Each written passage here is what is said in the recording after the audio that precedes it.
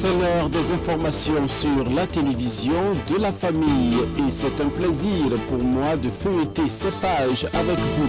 Bonsoir, dames et messieurs, et bienvenue. Église et développement, c'est l'intitulé d'un nouveau module introduit à la faculté de théologie des Assemblées de Dieu du Burkina Faso en vue de susciter au sein du peuple de Dieu un engouement pour l'entrepreneuriat. Une initiative du docteur Philippe Ouedraogo, enseignant, validée par le président de la faculté de théologie des Assemblées de Dieu, le docteur Étienne Zongo. Après plusieurs semaines de cours, les étudiants du cours Église et développement reçoivent leur certificat de fin de formation. C'est en présence de Delphine Banissi et Jonas Tondé. Faire l'œuvre de Dieu et travailler ou entreprendre, cela n'est pas incompatible. C'est fort de cette vision que la faculté de théologie de l'Église des Assemblées de Dieu du Burkina Faso a initié sous proposition du docteur Philippe Ouedraogo des cours intitulés Église et développement, un module qui vise à susciter en tout chrétien le désir d'entreprendre dans le domaine professionnel tout en obéissant à la grande commission de Christ. Bon, l'Église de développement est un titre hybride qui renferme beaucoup de choses, mais en réalité, nous avons creusé en profondeur pour voir un peu ce que l'Ancien Testament et le Nouveau Testament nous parlent du travail. Et quel est le mandat que Dieu a donné à l'Église. Nous sommes partis de Genèse 1, 28, Genèse 2, 15, et nous avons touché la grande commission que Jésus a donnée à ses disciples et son grand commandement d'aimer le monde entier. Donc c'est un peu la mise en œuvre de la grande commission. Et comme l'Église dit de revenir, enfin, les 3 R, commençant par la réforme, nous avons jugé bon de revenir à nos fondamentaux et d'enseigner à nos fidèles dans nos églises locales l'importance du travail, l'importance d'être un disciple de Christ, l'importance d'aimer, non pas seulement sur les paroles, mais d'aimer en action. Après des semaines de cours, ces étudiants reçoivent des certificats de fin de formation. Tout en reconnaissant la portée de ces enseignements dans leur ministère, les étudiants saluent l'introduction de ce nouveau module dans leur formation. Ce cours-là nous a beaucoup animés parce qu'il a une portée financière. Et tant que vous parlez de finances, ça intéresse beaucoup les gens. Les finances veut dire argent. Et qui dit argent, même le chrétien en a besoin. Si ce cours-là pouvait être peut-être dispensé sous forme de séminaire ou en tout cas présenté dans d'autres localités, ça va aider beaucoup nos églises locales parce que le taux de chômage est vraiment élevé. On attend beaucoup de l'État alors que l'État ne peut pas tout faire en fait pour nous.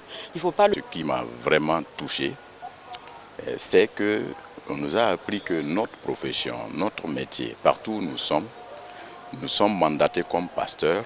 Cela représente un pupitre pour nous et c'est comme si notre église de base nous envoyait. C'est une occasion, une opportunité pour avoir des âmes.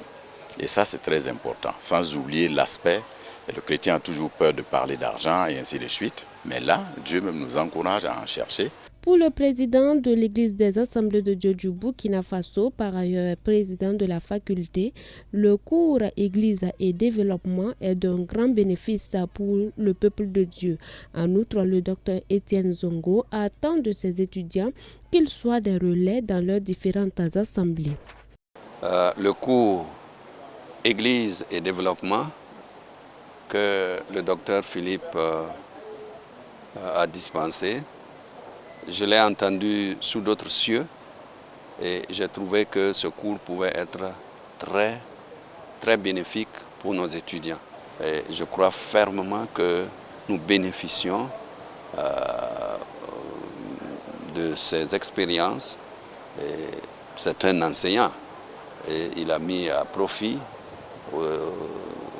pour les étudiants et nous sommes très, très, très heureux. Et ce certificat va les rappeler ce qu'ils ont fait et je crois que ce certificat aussi va les amener à pouvoir avoir du chemin dans d'autres cieux. Des certificats décernés aux étudiants pour servir et valoir ce que de droit dans leurs différents domaines. 3 missionnaires de la mission intérieure de l'Église issus des zones en proie aux défis sécuritaires sont tout heureux de recevoir des moyens de locomotion pour conduire au mieux la mission à eux confiée. Cette action salutaire est l'œuvre du Fonds d'assistance missionnaire en Afrique, FAMA, conduite par le couple Bationo. Le film de cette cérémonie de remise avec Odette Zouangena et Jonas Tondé. Le Fonds d'assistance missionnaire en Afrique FAMA fait des heureux avec la dotation de ce don. Ayant fui les zones à risque, ces 3 missionnaires déplacés internes ont aujourd'hui le sourire aux lèvres. Ils reçoivent individuellement la clé et les papiers de leur nouvel engin de FAMA et de ses partenaires. Un élan de solidarité qui vient soulager leur peine. En tout cas, mes remerciements et demander à Dieu de bénir vraiment ces structures qui œuvrent, qui travaillent pour que des hommes de Dieu, pour que des missionnaires vraiment puissent être dans la joie. De pasteurs qui sont vraiment dans des difficultés, qui sont dans des misères. Mais vraiment, à travers ces structures, beaucoup de pasteurs, en tout cas, gagnent à ce que, voilà, ils puissent vraiment être soulagés.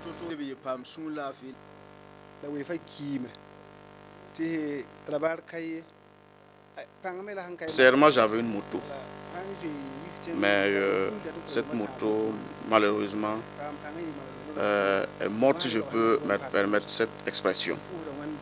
Et je dis merci à Dieu parce qu'aujourd'hui, Dieu est venu vraiment à mon aide, en me permettant d'avoir une nouvelle moto neuve. Cette cérémonie de remise de moyens de déplacement et de vêtements s'inscrit dans le cadre de la mise en œuvre du projet d'aide et de soutien, tant dans le domaine spirituel, matériel que financier, initié par la Chante Rose Bationo au profit des missionnaires engagés pour l'avancement du royaume des cieux. Nous sommes entrés dans le champ de bataille, nous avons vu, nous connaissons ce que les vaillants guerriers traversent comme difficulté.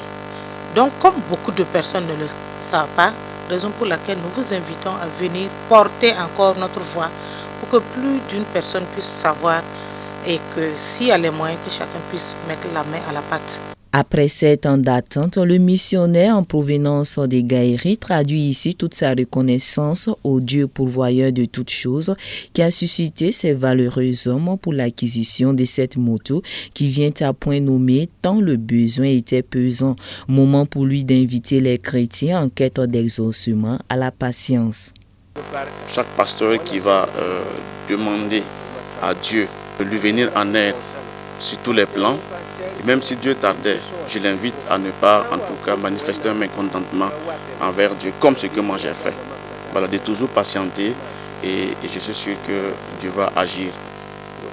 En plus des 3 motos, ce sont 50 paillons qui ont été offerts aux épouses des missionnaires de Fada, de Dori, de Bobo Dioulasso et des Gaïris. Le coût global du don est estimé à plus de 2 millions de francs CFA. Ces remises ont donc été possibles grâce, en tout cas, au soutien de beaucoup de personnes, des femmes, des enfants, des hommes qui ont cru vraiment à la vision de FAMA.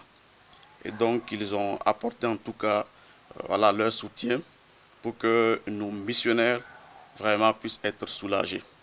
Que Dieu bénisse vraiment les partenaires, qu'il étende leurs limites sur tous les plans. Vraiment que la grâce de Dieu repose sur tous les partenaires, ceux-là qui nous ont soutenus à partir des États-Unis, du Canada. Vraiment, c'est une grâce de Dieu. Que Dieu bénisse tous les donateurs. Courant 2021, ce sont environ 10 millions de francs CFA qui ont pu être collectés en nature comme en espèces pour voler à la rescousse d'une centaine de missionnaires déplacés. Et toujours dans le cadre de l'accomplissement de sa vision, FAMA organise dans les mois à venir un festival dénommé FIMSCO, Festival international de la musique et de la solidarité chrétienne de Ouagadougou, qui regroupe des artistes nationaux et internationaux ayant à cœur l'œuvre missionnaire. Un don peut en cacher un autre. Eh bien, 5 jeunes expatriés vivant aux États-Unis volent des bouts pour la défense de la patrie. Au cours d'une cérémonie brève et par l'entremise du leader d'opinion Basolma Bazié, ces jeunes de la diaspora ont tenu à traduire leur amour pour la nation et partant apporter leur contribution dans cette lutte contre le terrorisme par une remise symbolique d'un chèque d'une valeur de 2 millions de francs CFA destiné aux veuves et orphelins du feu El Hadj Soumaïla Ganame d'Iyoro. Les détails de cette cérémonie avec Odette Zongena et Xavier Ouedraogo. Loin des yeux, près du cœur, cet adage exprime bien l'amour que Hippolyte Guigemde et ses camarades ont pour leur patrie, le Burkina Faso. Au nombre de 5, ces jeunes vivant à l'extérieur du pays, précisément aux États-Unis, ont laissé parler leur cœur. Ils ont offert un chèque de 2 millions de francs CFA en guise de soutien à l'effort de guerre à la famille de feu El Hadj Soumaïla Ganame d'Iyoro ainsi que ses combattants tombés les armes à la main le 23 décembre 2021.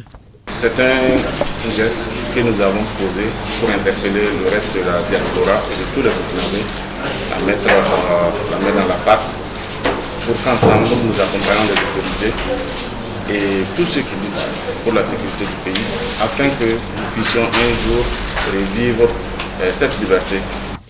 Au-delà du caractère symbolique que revêt ce don, l'acte posé est salué à sa juste valeur par le représentant de la famille de Feu Yoro qui, à l'en croire, vient booster leur engagement et leur don de soi pour la défense de la nation.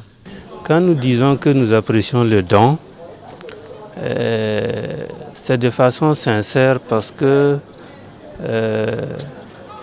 c'est pas des gens qui ont beaucoup d'argent forcément, qui se sont rappelés de notre pays.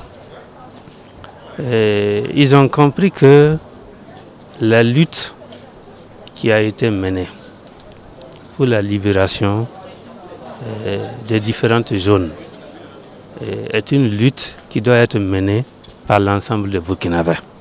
Tout en saluant la générosité des donateurs, Basolma Bazié n'a pas manqué d'appeler à un élan de solidarité et à l'union sacrée des fils et filles du pays, vivant à l'intérieur comme à l'extérieur pour la construction de la nation. Soyons des exemples. Il y a des bras valides, il y a des frères qui vivent avec un niveau de patriotisme très élevé, même quand ils ne sont pas à l'intérieur du pays. Voilà pourquoi la patrie doit être défendue avec un esprit de sacrifice très élevé.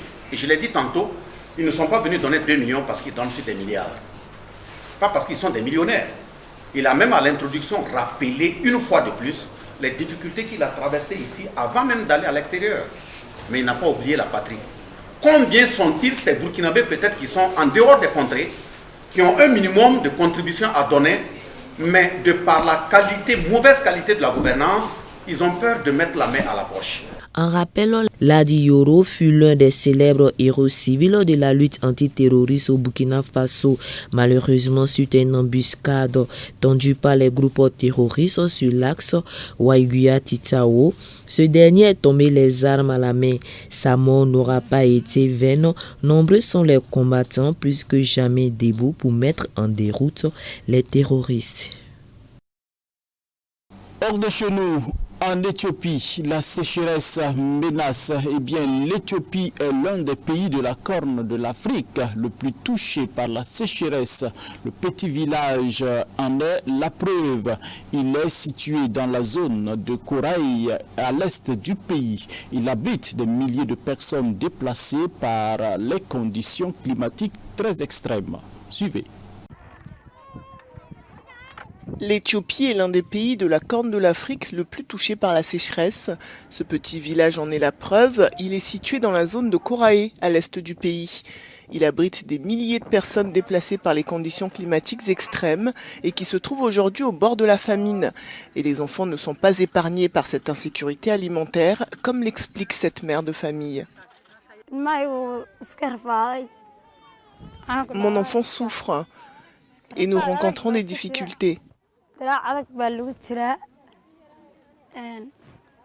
J'ai quitté mon village ce matin et je suis venue ici. Je suis venue chercher des médicaments pour mon enfant. Il a été examiné et d'après le diagnostic, il souffre de malnutrition. Il a reçu des médicaments ainsi que des repas nutritifs. J'ai été accueillie avec beaucoup d'attention.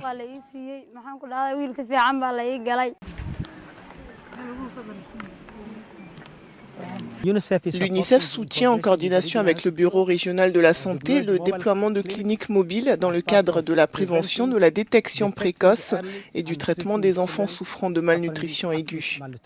En 2011, une grave sécheresse avait entraîné la mort de plus de 260 000 personnes selon l'ONU. C'est quasiment le même scénario qui se joue aujourd'hui. Selon l'UNICEF, plus de 6 millions de personnes en Éthiopie devraient avoir besoin d'une aide humanitaire d'urgence dans les prochaines semaines.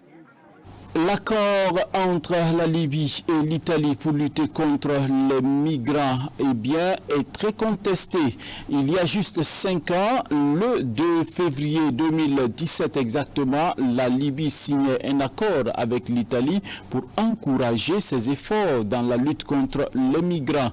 Un accord soutenu par l'Union européenne mais dont le bilan est contesté au vu notamment des mauvais traitements infligés aux migrants. Suivez. Il y a tout juste 5 ans, le 2 février 2017, la Libye signait un accord avec l'Italie pour encourager ses efforts dans la lutte contre les migrants. Un accord soutenu par l'Union européenne, mais dont le bilan est contesté au vu notamment des mauvais traitements infligés aux migrants dans le centre de détention libyen.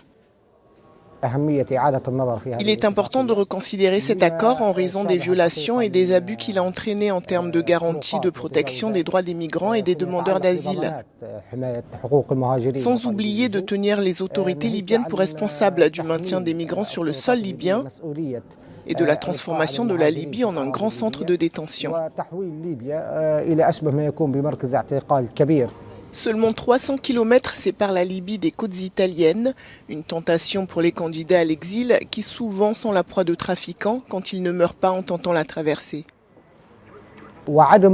L'accord ne tient pas compte des conditions exceptionnelles et sécuritaires que traversent les migrants en Libye en raison de l'insécurité, de la prolifération des armes et de l'escalade des indicateurs de criminalité organisée. En fait, les pays de l'Union européenne se soustraient à leurs responsabilités juridiques, morales et humanitaires envers ces migrants vulnérables. Plongée dans le chaos depuis la chute du régime de Mouammar Kadhafi en 2011, la Libye est devenue une plaque tournante pour des dizaines de milliers de migrants qui cherchent à gagner l'Europe par la mer. Des candidats à l'exil toujours plus nombreux malgré les récits de drames, comme les naufrages qui surviennent régulièrement en Méditerranée. La zone euro, l'inflation bat un record en janvier à 5,1%. Jamais Eurostat, l'Office européen des statistiques, n'avait enregistré un tel chiffre depuis le début de ses estimations en janvier 1997 pour les 19 pays ayant adopté, bien entendu, la monnaie unique. À la pompe à essence, faire le plein est devenu un luxe. Les prix du carburant ont flambé en un an, ce qui alimente une inflation record dans la zone euro. Elle atteint 5,1% en janvier selon les derniers chiffres d'Eurostat. Dans les 12 derniers mois, les prix de l'énergie ont augmenté de 28,6%, quand la nourriture, l'alcool ou encore le tabac ont subi une hausse de 3,6%. Dans le détail, la situation est différente en fonction des pays. La Lituanie, l'Estonie, la Slovaquie, la Belgique et la Lettonie font partie des pays qui ont le plus fort taux d'inflation, quand la France, Malte, le Portugal et la Finlande sont ceux qui en souffrent le moins. Cette inflation pose problème aux ménages modestes qui peinent à boucler les fins de mois, mais est aussi un casse-tête pour la Banque centrale européenne. Tous les regards sont en effet tournés vers l'institution bancaire qui doit se réunir ce jeudi. Jusqu'ici, elle n'a pas voulu relever ses taux directeurs, l'antidote typique des banques centrales en cas d'inflation excessive.